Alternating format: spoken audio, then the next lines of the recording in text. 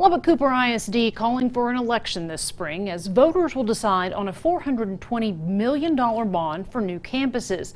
KOBK's Alyssa Tellez spoke to the superintendent this afternoon, and she joins us now from Woodrow Road and Quaker. Now, is this going to be a site for one of the new schools?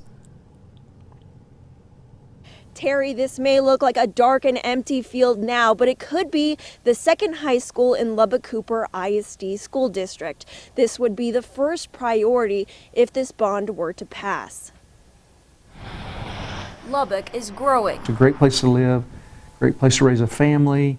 You can get anywhere in 20 minutes. And like the city, Lubbock-Cooper ISD is seeing their own growth. The Board of Trustees unanimously approved a $420 million bond proposal Monday morning. We have currently about 7,100 students in the district, and by the end of the decade, we should have about 10,500, or what the projections are. The bond going toward a second high school, third middle school, and a sixth elementary school campus. And the board in the last couple of years has studied this and feel like this is the way to go to meet the needs of our kids, to be proactive rather than reactive. Also on the list, renovation projects, HVAC and roofing improvements, and athletic additions to existing campuses. The bond wouldn't raise taxes for folks living in the area. Instead, it would be funded through growth within the Lubbock-Cooper district. So as HEB opens up, as United builds another supermarket, as the Loop is built and businesses spring up around it, and as other homes are built, the value of those homes are what are going to pay for this bond. Lubbock-Cooper ISD's last bond election was held in 2016.